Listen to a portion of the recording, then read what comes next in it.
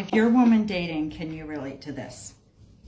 So here's what I see time and time again. And even though I'm not dating right now, it shows up for me in other areas of life, and I constantly work to recognize it and do something about it.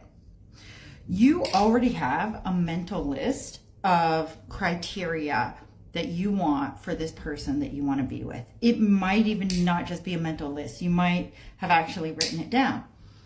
And yet there's a part of you, a strong, annoying, vocal part of you, which is telling you that you're being greedy, asking for too much. Who are you to want these things? Why do you think you get to have everything you want?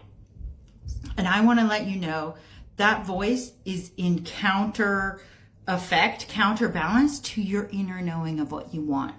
You wouldn't already have this list of what you want if you didn't have a sense of knowing about it. But either cultural conditioning, or maybe it's your ego, or we could think of all kinds of reasons why you would start to think, oh, maybe I shouldn't ask for that. Maybe I shouldn't have so many things on my list. I want to tell you right now, this is what comes up in almost every single love reading that I do. So I'm Rachel Strivelli. I'm a psychic and a psychic life coach, author of Talk to the Trees.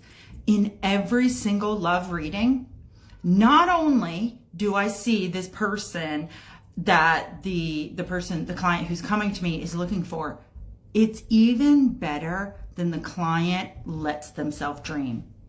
Every single time, even better.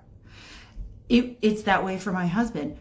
Of all the happy relationships that I know, also of people who are not clients, every person says that person is even better than they imagined. And that's the way the universe is set up. That's what God, universe, whoever you believe in as a divine figure. And if you don't believe in one, that's fine too. I'm going to speak about that divine being anyway.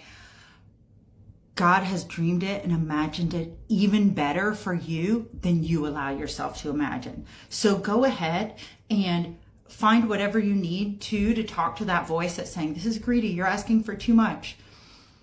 Maybe you need to wrap that voice in a hug and say, it's okay for me to ask for things. I know in the past I didn't always get what I wanted, but it's okay for me to ask. It's okay for me to have wants. It's okay for you to have needs. It's okay for you to get exactly what you want in your love relationship. That's exactly what is coming to you.